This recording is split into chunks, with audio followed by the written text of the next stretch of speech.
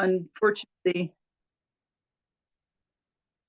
this is a day when there may be some background construction noise, so my apologies for that. I'm Janaki Kilgore. I live in Bellingham, Washington, on the eastern edge of the city, which is closer to the center of Whatcom County. This is Coast Salish Nooksack tribal land in they actually only became recognized 50 years ago. The Nooksack people were not recognized as a tribe, even though this is their land originally, and they have only been granted three acres on the Nooksack River. So that's where we are now, and very, very, very grateful for the knowledge of people from thousands, a 10,000-year history of plus history of food forests here in this area. I'm going to share my screen now.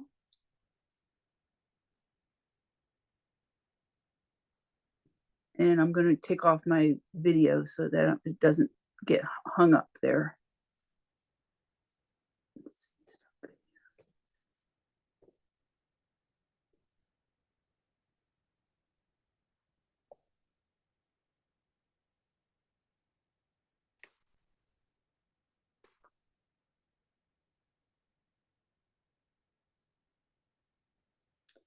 So is that working for you folks there? Yes. Great. Okay. The title of my talk is Working with the Land.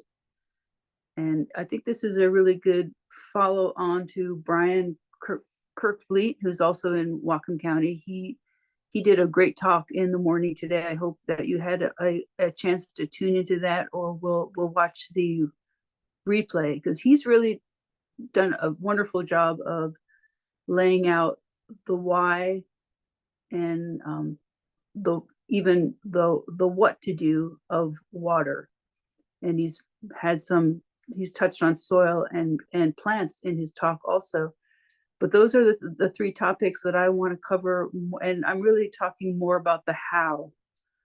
So when I work with clients with my landscape design business, Wonder Flora, Wonder-Flora is my business name. And when I'm working with clients, I find that they don't even know how to begin. And I hope that I'm not in using the concept of principles. I don't want to be speaking down to anyone. I mean, I really believe that these are things we already know, and yet sometimes we end up forgetting. And in our practices, we don't carry out our principles. So I'm going to really be looking at the challenges that come up in landscape management, landscape design. And I want to focus on how we can support life. So the water is a very critical element, and air also moves through soil as well in those pore spaces that the little openings in the soil profile. And of course, air is moving around on the surface of our planet and through our weather systems also. Living things need food and they need shelter, and they have to be resilient to challenges and to changes. So really, it's just the same things that we need.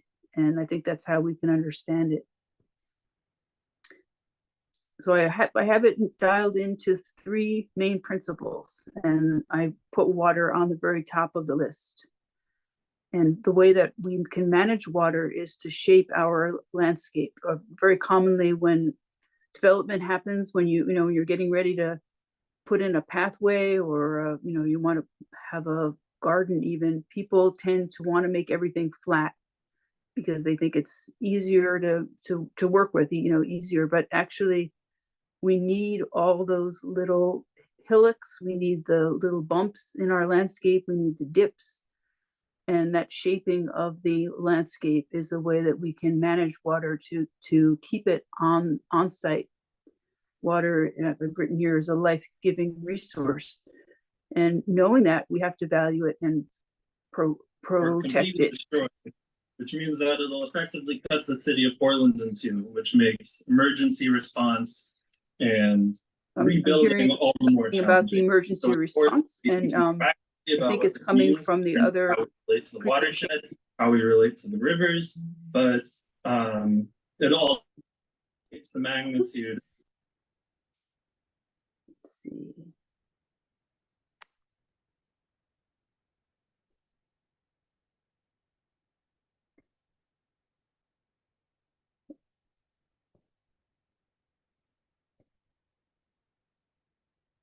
Okay, can everyone hear me now?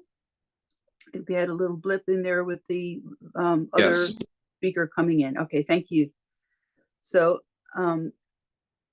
the second core principle that I'm going to talk about is healthy soil. And that is a matter of setting up the conditions for the life in the soil. And again, it's the same ones. We need water, we need air, we need the food, we need the shelter, and we need enough life that there's a chance of biodiversity, which can lead to resilience. So here, this photo shows beginnings of a garden where the pathway, which is, you can see there's some flats of small plants that are laying on that pathway. That pathway is a dip in a sloped landscape, and it's been filled in with wood chips. That's we have sources, various sources from arborists who can cut up wood chips, and we have a local recycled material source made from pallets, wooden pallets that are chipped up. So that's what's there. And then in the beds where the plants are being planted, there's compost that's been made on site. So this picture and many of the photos that I'm showing are from an inn that I worked at. On the left, you can see a few months later how the bulbs that were planted in the fall came up that next spring. They are providing cut flowers for the inn, and there's perennial plants and annual plants that are filled in between, which brings us to our next topic, which is plants. The getting, and it's not just any old plant really that works best. It's the right plant in the right place. I think most of you have heard this term before, but every plant has evolved to suit the conditions of a particular place. That's the soil type, the climate, whether it's in the mountains or next to the coast. And they thrive with other species. It might be other plants that formed a community together. It could be the soil organisms that are really critical for that, or fungi that are very critical for the life of that plant. So those three are really all that I think about when I'm doing landscape design, but we can get into depth with each of them. So here I've listed the rain garden principles, and they are, again, this is going to sound very familiar: shape the land to manage rainfall and slowing and spreading and sinking that water, then building up the soil. Our first step is breaking up the compaction. I have some photos coming later that show some of the tools that I use. Just hand tools work really well, and then not stepping on the planted areas. We put in compost if it's needed. We put in mulch on the top to armor that soil, and then right plant, right place. Here's some photos on the left. It's next to the inn where formerly there was a terrace that was pooling rainwater because it's a basement that was dug out, and that door was put in. So that level of ground is lower than everything around it. Water was carrying in silt and clay particles that was creating mud. So that former patio was torn up, and I specified that they should use this drain rock, which looks very much like beach rock or common beach rock. I think it's river rock is the source of this material, but it's from a 1/2 inch to 1.5 inch diameter, and it's a rounded rock. And that's what you see forming most of what was formerly a solid patio pavement is now there's a paved path, and there is this drain rock which goes down about 1.5 feet, and that creates a reservoir for water to collect. And within that, there are some pipes that are set in that have holes in them. Those drain pipes are leading to an outlet, and it was previously just running over a driveway and down to crossing a road and going straight into down the cliff and right to the beach, to the Salish Sea. But now the water is going in where that tan arrow is, out of the pipe that comes from the patio, and it's trained through a swell to reach a place where the water can cross under the road, so it's not picking up the pollutants from the road as it's being concentrated. It's running parallel to the road, slightly higher than the roadbed, and it's running through a plant soil system. And you can see in this picture that rain gardens can have so many different looks. I really think every garden is a rain garden. So this is more of a display cottage style garden, and we get cut flowers from there for the inn also. And healthy soil, again, needs the same things: water, air, food, and shelter for all these organisms. This soil food web chart on the left is a very simplified version of the actual organisms, which number in the billions in your shovel full of healthy soil. Lots of different species, many, thousands or hundreds of thousands of different species that you would find in that handful of soil. So the fruit garden on the right is, and it has some bird habitat, some other land species that live on the surface of the earth are benefiting from that healthy soil as well because of that food soil web. And the one source of information to dive somewhat deeper into this soil health principles is the NRCS. They have their four principles of soil health, and these are really management principles. They're ways of working with soil so that you can foster life. One of the first principle that they've listed here is the living cover, because photosynthesis of those green plants is what's feeding the life in that soil food web. And it's both happening with the plant exudates, the sugars that are being leaked out of plant roots that are feeding microorganisms. There's the live plants that you can cut and you can drop, or the slowly decaying plants. There's all the different parts of plants, including the more carbon rich stems of plants. And I think I'll just jump on to the cover for the soil, because that's related. And that soil cover can take different forms. The living system is critical, and that also counts evergreen cover, so that our winter rains are being armored, or are performing that function of armoring the soil and protecting it. But we can also put a kind of a blanket on there, which is how the compost and wood chips work.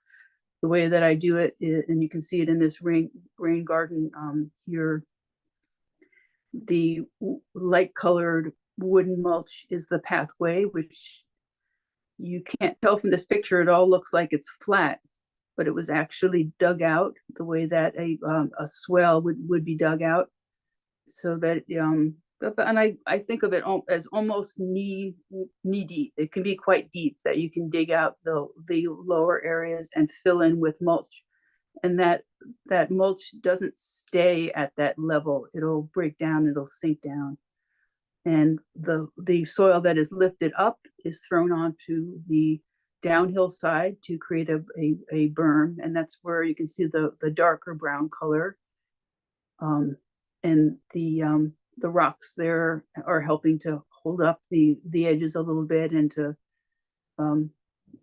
be a kind of an armor to keep soil from washing down into the road. And you can see the photo on the right showing what it looks like in its second year, full of plants. There's a mix of annuals, perennials, there's bulbs, there's shrubs, there's evergreens, and having that mix is really important. So here's some photos of some of the tools that I use.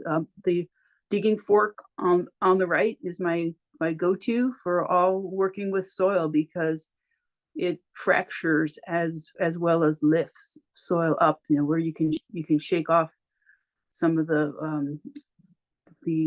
invasive plant roots that we've got here on the right. That's a field where I live now, and it's basically all in pasture grasses dominated by reed canary grass and buttercup.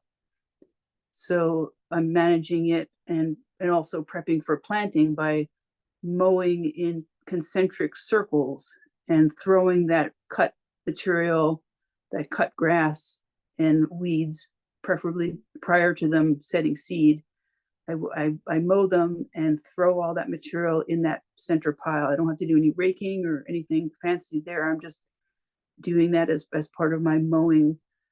And then now at this point in the fall, that's what I'm ready to take my fork and dig out some of those roots that haven't been smothered by that mulch layer, but it's ready for planting any time between now and spring. And then on the left side, one of my clients is using the broad fork that I lent to her, and she's digging a rain garden. It's really critical to get that bottom layer of soil fractured and broken up so that it's not pooling water. In that area of their yard, there was just a compacted layer, which turned out to be from machines driving in to do some construction work. They ran into some wet soil that they were slipping on, so they came in with some landscape fabric and rock and just piled it all up and spread it out, and then just ran, drove on it back and forth for a month or two. And as you might guess, that created a real problem. But now it's being converted into a rain garden by digging out all that landscape fabric, all that which should never be used for actual landscaping. It kills soil below. It blocks all of the exchange of nutrients and life that would normally happen as as the things are falling on the leaves and things are falling on it and breaking down. That's not happening anymore when you have this landscape fabric just cutting off soil. It just turns dead and mineral and bare below, and nothing is alive under there. It's very sad. So I don't recommend ever using that. But that broad fork is a great tool for working faster when you're fracturing soil. And I did want to mention about the pest control, because when you're doing all this mulching, you're creating a nice shelter for other critters, which is what happened here. It's a combination of doing the heavy mulching with wood chips, and also we grew lots of squash, so there was lots of cover over the land, and voles multiplied like crazy, thousands of voles, just so many voles that we had to make these cages. And so this is a protection for for climbing beans. And it's basically a basket. So it has a solid bottom of netting, and the netting goes up the sides high enough that rabbits can't get in there either. Worked out great. And now there are, in each basket, there's a overwintering broccoli plant. But one of the pluses of having this kind of structure that was built to hold beans is that it also holds owls that are landing there to hunt voles. So everything has multiple uses. And I skipped by the disturbance section of the soil health principles, and I should touch on that. I know that that's kind of a hot topic among the little bit of a debate, because we want some disturbance. We're obviously doing some disturbance by coming in and digging and planting something that wasn't there before, but we just need to be aware of what the consequences are so that we can use it wisely. So this was an example of disturbing and having not such a great consequence, because this disturbance can have many forms.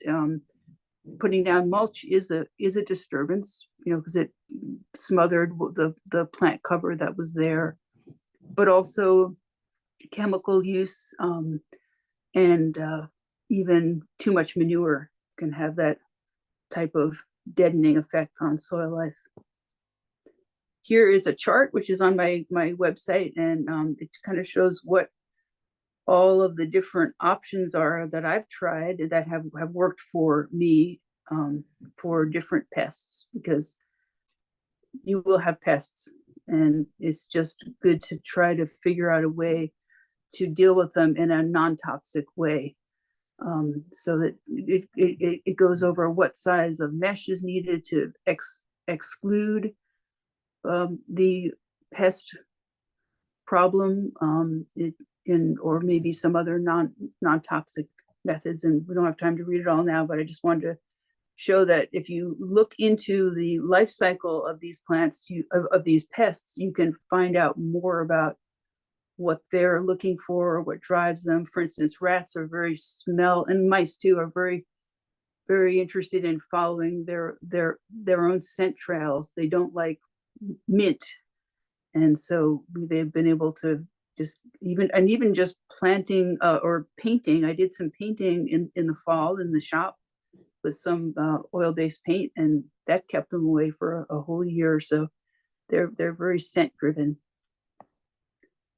So we are going to be making changes in our landscape. We're going to have needs to create, to manage water, to manage temperatures, keep sections warmer or colder, cooler, so that they're not getting overheated. We and with each method of dealing with each of these problems, there can be, and there really should be other benefits. So for instance, on the lower left, there's a photo of a snag created from a dead pine tree, and it could have been just cut down, and many people will grind out that stump because they don't want to see it. But this is great owl habitat. This is where hawks can land, and they can help to manage some of the pest issues. On the upper left, there is a photo of a way of dealing with water that's running off a roof. It's a little hard for you to see maybe, but if you want to zoom in there sometime, there's pictures on my website.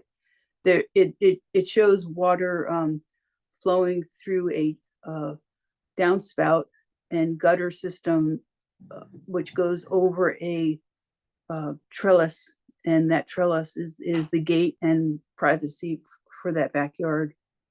So there's stacking functions happening there.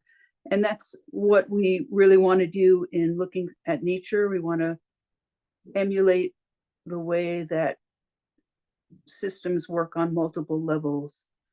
We don't want to try to keep things too neat. That's one of the challenges with landscaping and what people think about it. They think that we should, make everything look neat and tidy, but rot is good in this case, because we want to get the benefit of that broken down plant material, and we don't want to waste anything at all. So here are some of my resources that I've used, and I could leave that up. This is my last slide. If someone wants, I think it's a good thought to take a screenshot of it if you wanted to follow up on any of the resources. There is there's my website where I have more information. I've gone into more depth on this topic. There is the Rain Garden Handbook for Western Washington, which is where I started studying and taking the rain garden classes from the Department of Ecology, but I really feel like they make it harder than it needs to be, and that's why I've kind of drilled it down into just these few principles. I got the soil health principles from the NRCS website, and I also have been following the soil food web school. Had Hunter come and do a look at our soils, and that was really interesting. There's not as much fungal life as I thought there would be with all this wood chip that I put down, but where we did find it was where there's a thriving hazel shrub or tree that was planted, and that was our healthiest plant, and that's where fungal growth is starting to really spread. And then the King County Native Plant Guide is an excellent database where you can type in for native plants. You can type in the conditions of your site. Again, that right plant, right place principle, where you would try to match the plant to the place. You try to create conditions for that plant that match where it's from. So you can learn a lot about whether the plant grows in gravelly soil, whether it's full sun, how fast drainage does it need. And Plants for a Future is also a really great website database where you can look up. It's more of a permaculture focused site, and I found it really helpful because it lists not only the uses for plants, but also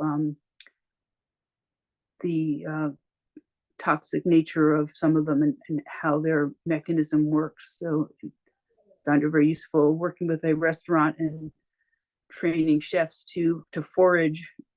It was a really good database to be able to point them to when they would want to eat the beach pea, for instance, which is not an edible pea.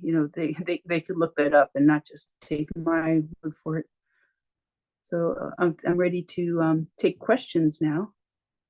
Let me see if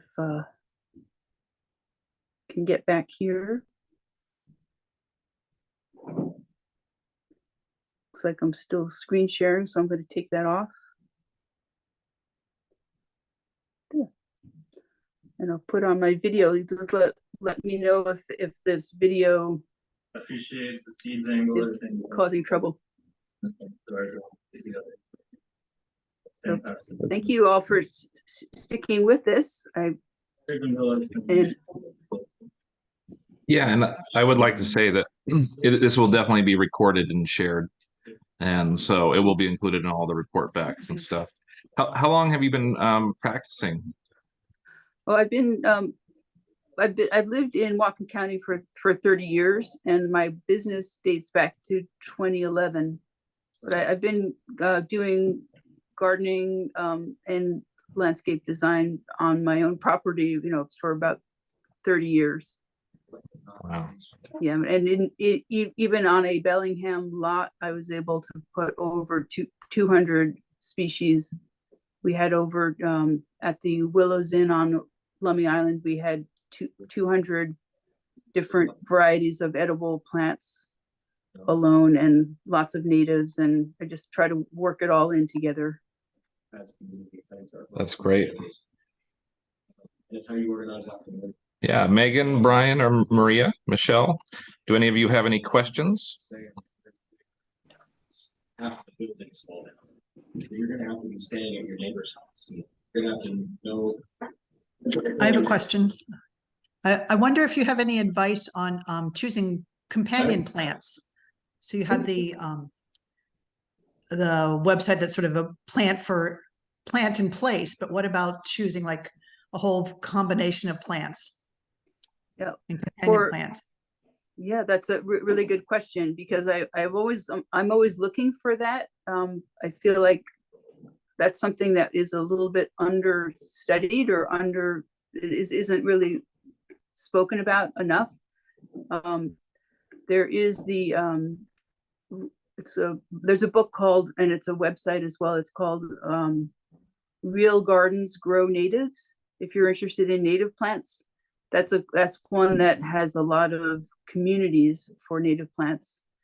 And then I think other than that, it might just be a lot of trial and error, and seeing what works for other people, and then going out in natural areas that are not disturbed, or not so degraded. Radios. Are you looking for a specific, is there any specific type of environment or type of landscape that you want to create? Well, I've been curious about that question for a while, and sort of have seen different even databases where you try to do that choice. But I was actually thinking about the doing a Three Sisters garden next summer, and whether we're not quite in the place where that was developed. Like, is that an appropriate thing to do in this climate? And I'm in Vancouver, so I'm a little bit north of you, but it's pretty similar. Yeah.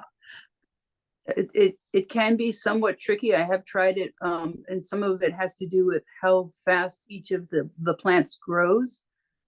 So that you might be able to tweak that a little bit by starting them in pots, especially because I don't know if it really depends from year to year, but if it's not very warm in the spring, some of the plants are going to be growing a lot slower. And if you happen to have a squash, for instance, that's very vigorous and takes off early, it can shade out your beans, and or vice versa. It kind of depends on, and so much of that is variety dependent too, is in terms of what's going to work well in your area. We have Uprising Seeds, which is a local seed company that grows a lot of the seed locally. And of course, I don't know if Brian has spoken about the Salish Seed Savers Guild, which is a wonderful thing that's happening right in Bellingham, that he's hosted most of the growing. He could speak about that. I've seen that mentioned in the Telegram. I haven't heard him talk about it. Janaki, what do you think? So there's a kind of a debate between native plants and then planting things that will grow and propagate quickly in the face of climate change. What are your feelings about that? Because my own understanding is also that native plants are really important for cultivating very specific soils and soil types, which support local, I don't know, microbiology, bugs, birds, plants, and other things. But yeah. What are your thoughts? Well, that is true. I feel like both are really important. And the way that I'm handling it here on my property is to set aside some areas where we're aiming to only have native plants, and we're watching the way that the balance between different species is being carried out, where there's about probably one full acre of salmonberry, or it was previously salmonberry, but now there's sections of it that are turning into thimbleberry, which apparently is more tolerant of drier conditions. So that's like our laboratory of watching native plants and seeing what they do, and also supporting all of the all the, like you were mentioning, the insect plant relationships are so ancient that it's really important not to lose those, for those specific ones that need those specific plants. And then others are more generalist and are very happy that you're growing herbs and anything else that bees love, so that's what I keep close to our home. So I've kind of separated that into zones, and I actually like going into the forest far enough away from the area that was more recently ranch land, out of the pasture that's full of buttercup and reed canary grass, and suddenly I feel very, very relaxed, because there's no weeds, there's nothing that's trying to be taking over. It just seems like it's a shifting balance, and it always seems like it's in balance, whereas on the pasture land that's been degraded, trampled, and probably overcut for hay, it's it's not very healthy, even though it looks green. And people come here from other places. I've been getting calls from so many people who moved here from other parts of the country that are, whether they were in Florida or the Southwest, or fiery West Coast zones, and they're thrilled about native plants. So I was able to design 2 places this year that were only native plants. They were really dedicated to that principle of creating landscapes that work for the local fauna. Yeah, if I could just chime in on this topic. Yes. I think there's a lot to be said what Janaki's talking about of these different zones, and having, your zone 4, zone 5, which in permaculture is basically untended wild areas.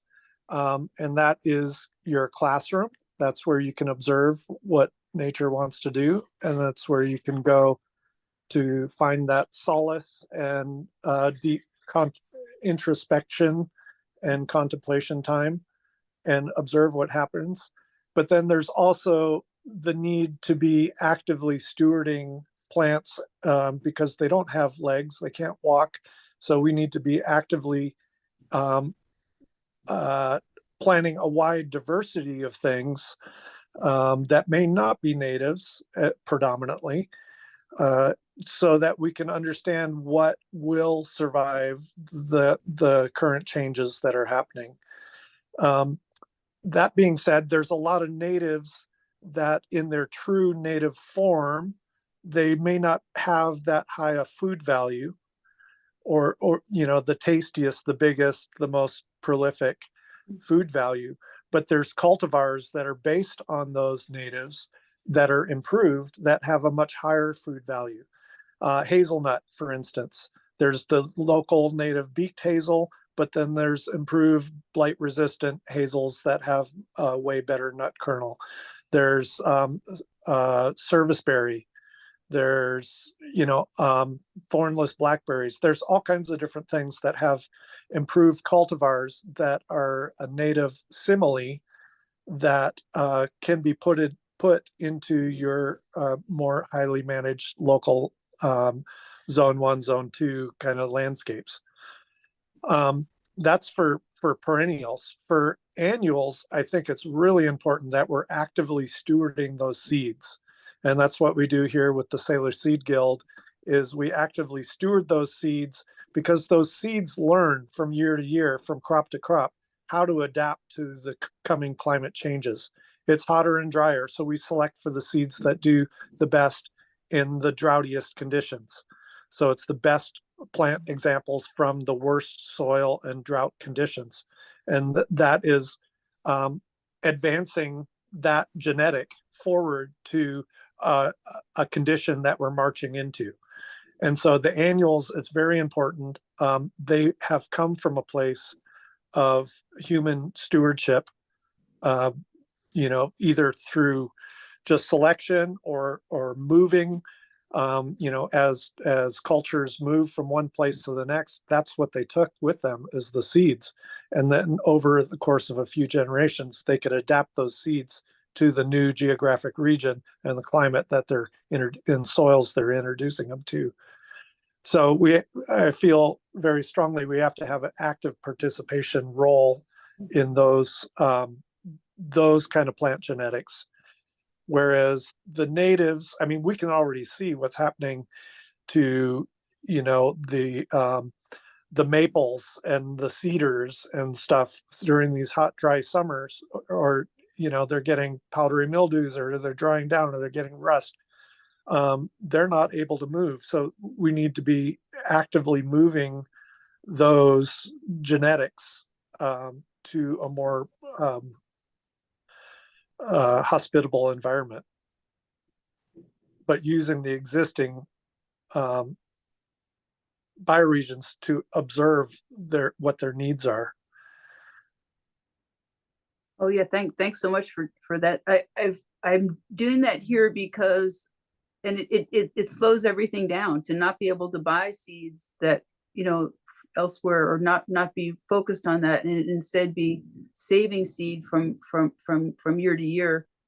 It really has slowed me down, but I bought so much seed that didn't grow.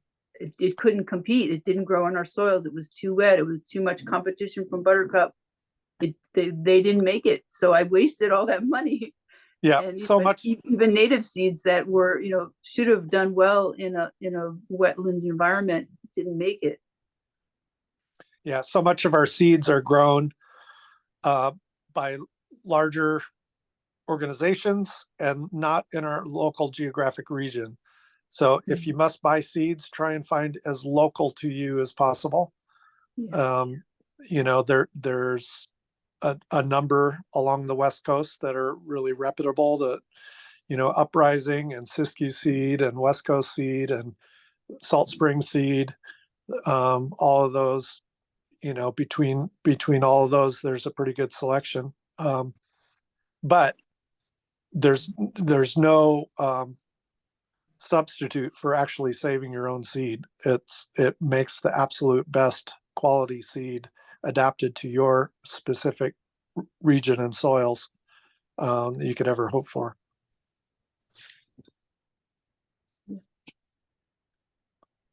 So, but ultimately it boils down to observation skills, right? So the observation skills are so necessary to be able to read the landscape, read the biology, read, how many beneficial insects you have, how many pollinator insects you have, how many, different species that are flowing through your system, whether a plant's doing well or poorly, what all of these different conditions are, and then make an interpretation over what you could do to encourage the, accentuate the positive and diminish the negative. Yeah. And I feel that's so much lacking in today's society. People want like a recipe for what you should do to make it work, when really you just need to observe what nature has to teach you, and then not be afraid to try stuff. Yep. Yeah, this gets back to my thought about forming some kind of mentorship community of people who are growing plants and creating, soil systems to be able to ask questions. I remember when I first saw a fungus, those white threads of my mycelium in a pot of a native plant. I was about to put it in the ground, and I freaked out. It's like, oh no, it's diseased. And I tried to get all the fungus off of it.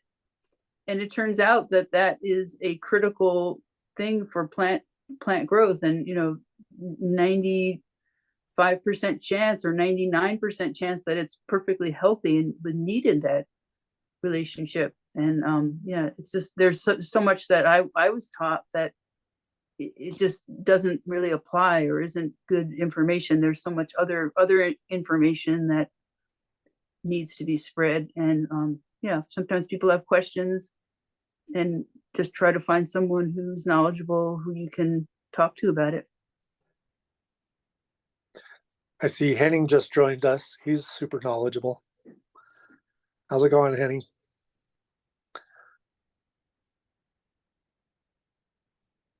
Are you going to be doing a presentation later? I think you're muted.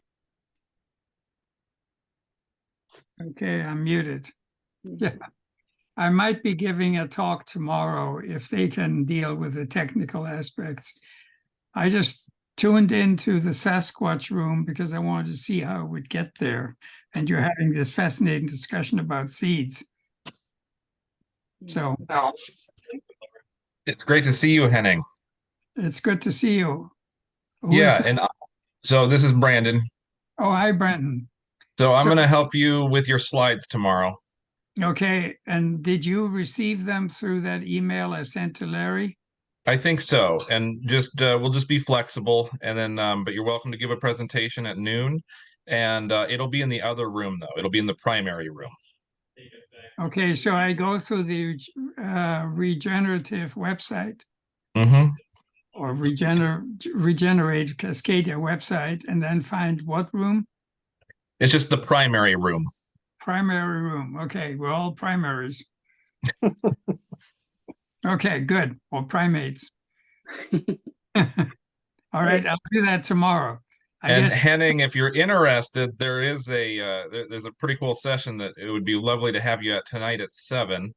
This is being hosted by Lansing Scott for bioregional and Cascadia elders to come and share information and knowledge. So if you have any interest, that would be tonight at 7 o'clock.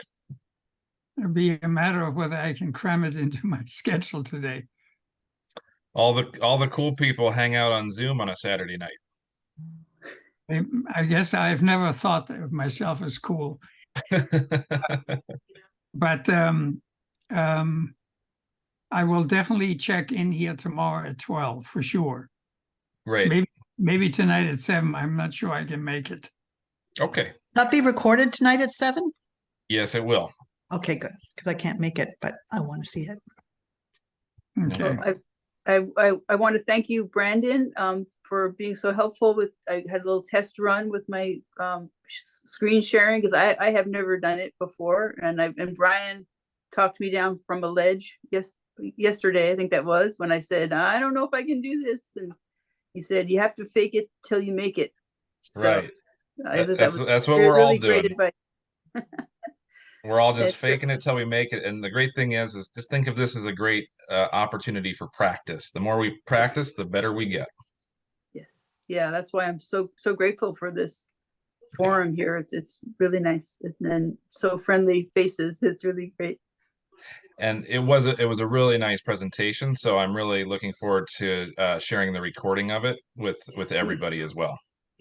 Okay, does anyone else have any questions or anything that they want to hear more about? I really enjoy hearing about people's challenges, because it feels almost like I've seen it all now.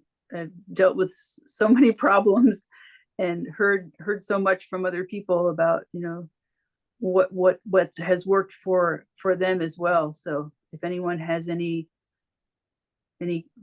questions or comments that they want to make, I would love to hear it. Did you, in your discussion of seeds, talk about any particular seeds or any particular varieties or strains? Or are you just talking generally about seeds? Well, we got into talking about seeds after the presentation. Mine was about principles and practices with water, Okay. soil, and plants. So general topic about landscape design and management, trying to get it down to simple principles. And then there was a question about seeds, and I asked Brian to give a plug for his Salish Seed Guild, which I think is a fabulous group, hardworking volunteers who are practicing seed saving locally here in Bellingham. Yeah, so we just talked generally about seeds and the ability to steward seeds and how quickly they can change and adapt through proper selection and observation skills. There is going to be another session on seeds. I think it's tomorrow that Mike, what is his name? Mike Blunt, I want to say Mike Blunt is going to be Brunt. talking about Mike Brunt. That's it. I forget what time that is, but tomorrow sometime. I think he's going to host it as a open session, An and open he's going to, session. yeah, so it'll be next weekend. But he wants to explore the idea of a Cascadia wide seed guild. Absolutely. Yeah. Well, that's the idea that with the start of the Salish Seed Guild was, I mean, we started here in Whatcom County, but ideally I'd like to see us, exchange seed with, I know there's avid seed savers in the San Juan Islands. I know there's avid seed savers in Salt Spring. I know there's avid seed savers down on Woodby, in Skagit. So have a regional seed exchange network as well would be super awesome.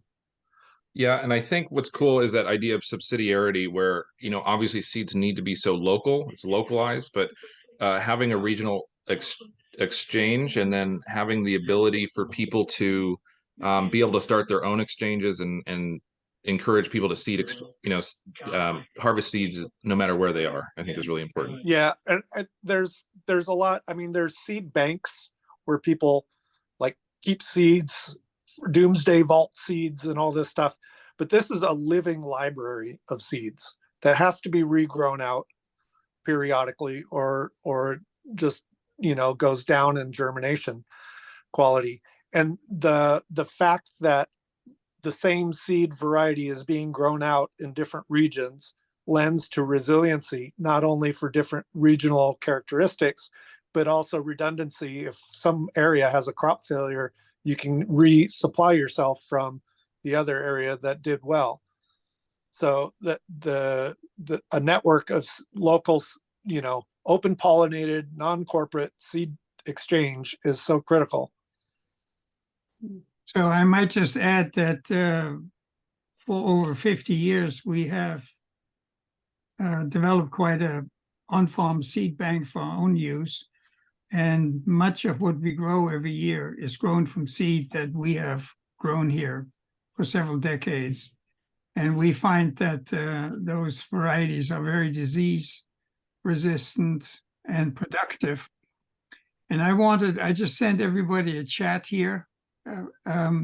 I wanted you to be aware of Walter Goldstein, who has a PhD in agronomy from Washington State University, and he is a biodynamic seed grower, and he's research director at the Mandamin Institute, which is in Wisconsin.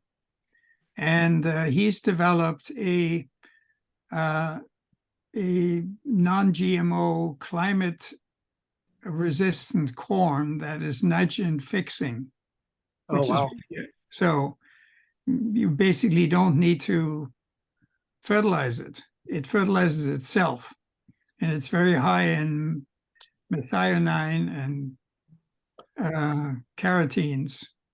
So, and he's breeding for organic farms and for nutrient-dense use. So I think he would be an extremely good source for you to be aware of. And he's very open to communicating with people and sharing his knowledge. So if you haven't heard from him before, you might want to Google him. Walter Goldstein, PhD at Mandamin Institute. He is an invaluable resource. What was the name again? I sent you a message in the chat. Oh, I don't have it. I sent it Yeah, to I'm not seeing it either. Oh, there it is. It just popped up. Maybe I Oh, didn't yeah. push the right button. Okay, there it is. I see it now. It just popped up. Yeah. Okay, I I will would like, be, I'll be seeing him in next week. I'm going to the Biodynamic Conference in Westminster, just outside of Denver. I assume you're not going there, Brian? No, I got too many other things going on. Yeah, But- I'm aware of that. You have that reputation. there are two seeds that have grown very successfully as cover crops that are native winter growing annuals, which I think is a great way to, if you have any bare soil and you want to have it covered over winter with a living cover. I really like the Limnanthes douglasii. It's also known as Douglas meadow foam. And the other one is the Clarkia species. There's a few of them, but they do really well in garden beds, places where, edges, places where you would have sunny and, fairly fast draining soil. But the Limnanthes douglasii can tolerate very wet soil. And those are so easy to save from seed, just really vigorous growth. And I think finding a plant for every niche is the most important thing. You had that question about communities of plants, and I think that we often overlook annuals, especially the self-sowing annuals. We don't add them in very often, but it's a great group. Can you put those plants in the chat? Or I'm sure. not sure how to spell them. Oh yeah, I've been looking, actually, I didn't think of that question. I've been looking for a cover plant that was, Yeah. I'm trying to do clover and it's not working very well. Mm-hmm. Thank you. I need to absent myself now. I got some pumpkins baking in my pizza oven and I need to check on them. If Thanks for popping in. yeah, see you tomorrow, Henning. Okay, I'll see you tomorrow. I'll check in before 12 to make sure Right. things are up and going. Yes, that sounds great. Okay. And if anybody else is interested, so the other session in the main room has stopped, but we're just keeping the room open. People are feel free to camp out there, have Zoom calls or whatever. The next session will be at 6. We're just taking an hour break to let people go outside and I don't know, go enjoy sun. It's actually sunny here. And then the 6 o'clock session will be Paul Nelson and Jason Worth, who hosted the Cascadia Poetry Festival, and then at 7 is that session with the Cascadia elders and ancestors. So yeah, but yeah, so feel free to hang out here. You can keep talking, or jump over to the main room and hang out, do whatever.